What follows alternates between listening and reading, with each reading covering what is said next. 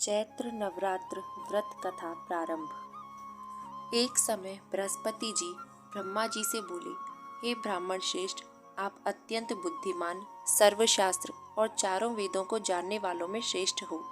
हे प्रभु, कृपा कर मेरा वचन सुनो।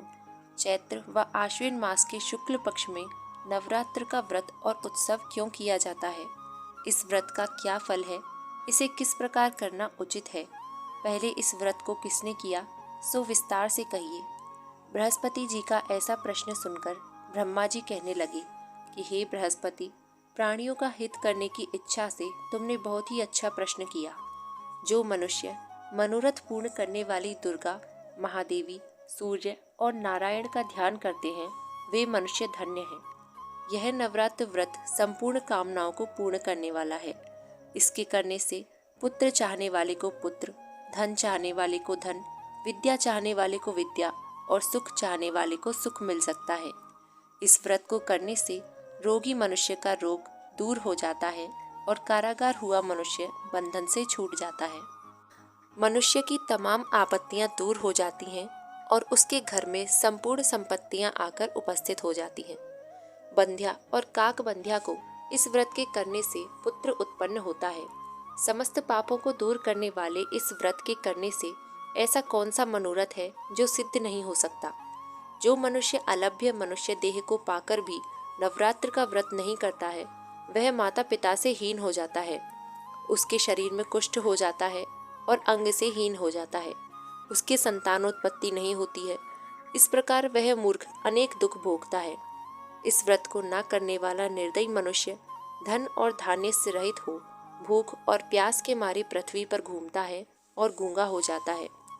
जो विधवा स्त्री भूल से इस व्रत को नहीं करती है, वह पति से हीन होकर नाना प्रकार के दुखों को भोगती है।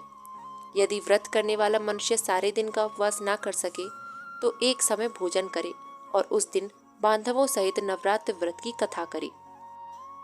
हे बृहस्पति, जिसने पहले इस व्रत को किया है, उसका पवित्र इतिहास मैं तुम्हें सुनाता हूँ। तुम सावधान होकर सुनो। इस प्रकार ब्रह्मा जी का वचन सुनकर बृहस्पति जी बोले, हे ब्राह्मण, मनुष्यों का कल्याण करने वाले इस व्रत के इतिहास को मेरे लिए कहो। मैं सावधान होकर सुन रहा हूँ। आपकी शरण में आए मुझ पर कृपा करो।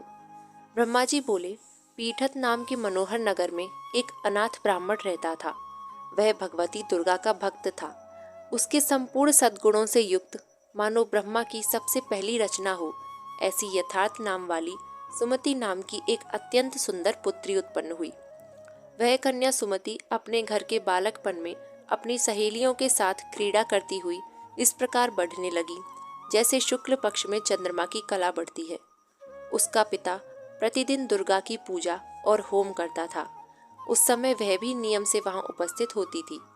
एक दिन वह सुमति अपनी सखियों के साथ खेलने लग गई और भगवती के पूजन में उपस्थित नहीं हुई। उसके पिता को पुत्री की ऐसी असावधानी देखकर क्रोध आया और पुत्री से कहने लगा, हे दुष्ट पुत्री, आज प्रभात से तुमने भगवती का पूजन नहीं किया। इस कारण मैं किसी कुष्ठी और दरिद्री मनुष्य के साथ तेरा विवाह करूंगा। इस प्रकार कुपित पिता के वचन सुनकर सुमति को बड़ा दुख हुआ और वह पिता से कहने लगी कि हे पिताजी, मैं आपकी कन्या हूँ। मैं आपकी सब तरह से अधीन हूँ। जैसी आपकी इच्छा हो वैसा ही करो। राजा, कुष्ठी अथवा और किसी के साथ जैसी तुम्हारी इच्छा हो मेरा विवाह कर सकते हो, पर होगा वही जो मेरे भाग्य में लिखा है। मेरा तो इस पर पूर्ण विश्वास है। मनुष्य जाने कितने मनोरथों का चिंतन करता है, पर होता वही है जो भाग्य में विधाता ने लिखा है। जो जैसा करता है उसको फल भी उस कर्म के अनुसार मिलता है, क्योंकि कर्म करना मनुष्य के अधीन है, पर फल देव के अधीन है। जैसे अग्नि में पड़े तृणादि अग्नि को अधिक प्रदीप्त कर देते हैं, उसी तरह अपनी कन्या के ऐसे निर्भयता से कहे हुए वचन सुनकर उस ब्राह्मण को अधिक क्रोध आया। तब उसने अपनी कन्या का एक कुष्ठी के साथ विवाह कर दिया और अत्यंत क्रुद्ध होकर पुत्री से कहने लगा कि जाओ जाओ, जल्दी जाओ, अपने कर्म का फल भोगो। देखें, केवल भाग्य भरोसे रहकर तुम क्या करती हो। इस प्रकार से कहे हुए पिता के कटु वचनों को सुनकर सुमति मन में विचार करने लगी कि अहो, मेरा बड़ा दुर्भाग्य है जिससे मुझे ऐसा पति मिला। इस तरह अपने दुख का विचार करती हुई वह सुमति अपने पति के साथ वन चली गई और भयावने कोषायुक्त उस स्थान पर उन्होंने वह रात बड़े कष्ट से व्यतीत की। उस गरीब बालिका की ऐसी दशा देखकर भगवती पूर्व पुण्य के प्रभाव से प्रकट होकर सुमति से कहने लगी कि हे दीन ब्राह्मणी, मैं तुम पर प्रसन्न हूँ। तुम जो चाहो वरदान मांग सकती हो। मैं प्रसन्न होने पर मनवांछित फल देने वाली हूँ। इस प्रकार भगवती दुर्गा का वचन सुनकर ब्राह्मणी कहने लगी कि आप कौन हैं जो मुझ पर प्रसन्न हुई हैं? वह सब मेरे लिए कहो और अपनी कृपा दृष्टि से मुझे दीन दासी को कृतार्थ करो। ऐसा ब्राह्मणी का वचन सुनकर देवी कहने लगी कि मैं आदि शक्ति हूँ और मैं ही ब्रह्म विद्या और सरस्वती हूँ। मैं प्रसन्न होने पर प्राणियों का दुख दूर कर उनको सुख प्रदान करती हूँ। हे ब्राह्मणी, मैं तुझ पर तेरे पूर्व जन्म के पुण्य के प्रभाव से प्रसन्न हूँ। तुम्हारे पूर्व जन्म का वृत्तांत सुनाती हूँ, सुनो। तुम पूर्व जन्म में निषाद भील की स्त्री थी और अति पतिव्रता थी। एक दिन तेरे पति निषाद ने चोरी की। चोरी करने के कारण तुम दोनों को सिपाहियों ने पकड़ लिया और ले जाकर जेल खाने में कैद कर दिया। उन लोगों ने तेरे को और तेरे पति को भोजन भी नहीं दिया। इस प्रकार नवरात्रों के दिनों में तुमने ना तो कुछ खाया और ना ही जल पिया। इसलिए 9 दिन तक नवरात्र का व्रत हो गया। हे ब्राह्मणी, उन दिनों में जो व्रत हुआ, उस व्रत के प्रभाव से प्रसन्न होकर तुम्हें मनवांछित वस्तु दे रही हूँ।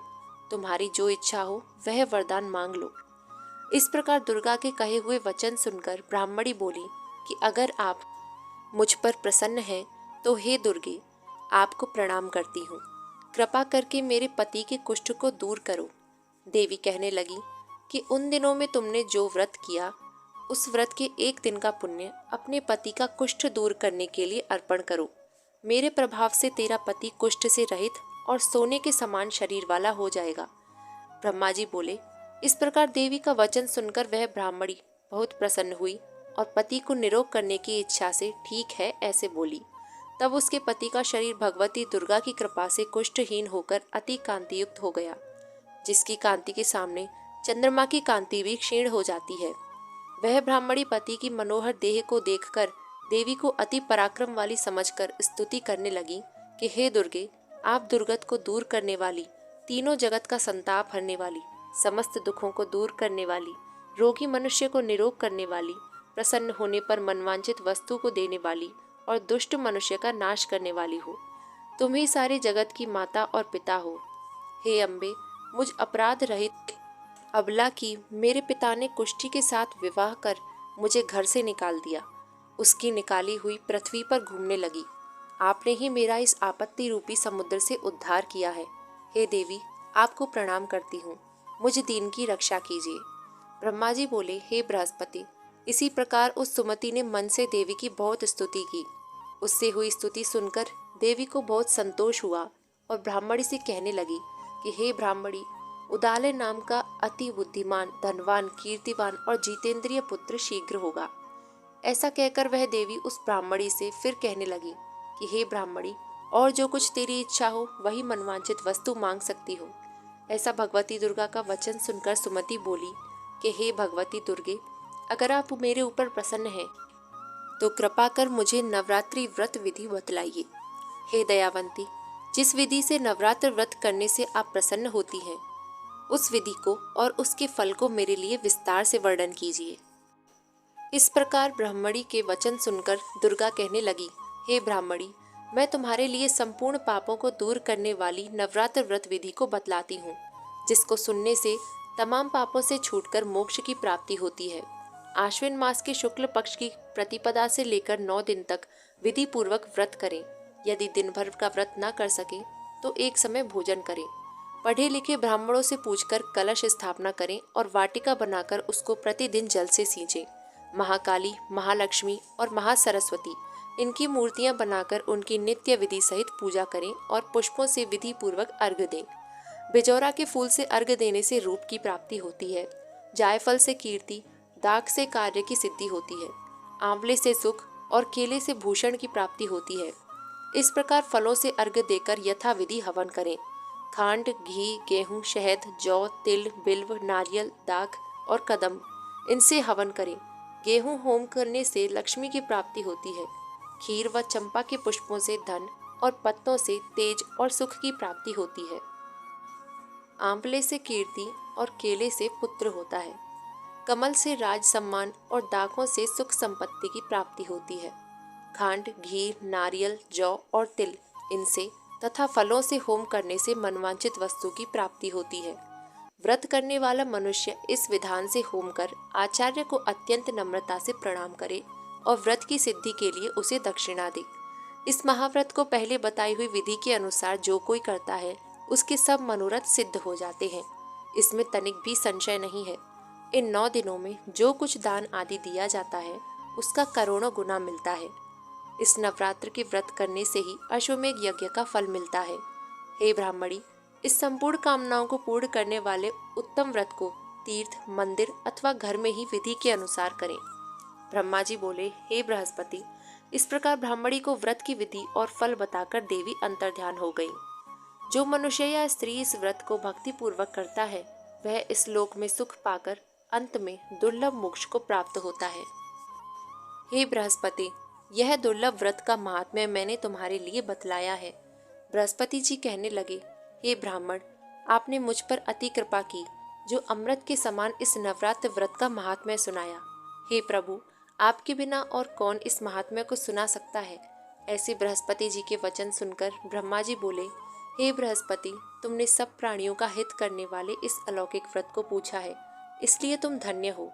यह भगवती शक्ति संपूर्ण लोकों का पालन करने वाली है। इस महादेवी के प्रभाव को कौन जान सकता है। बोलो दुर्गा माता की जय।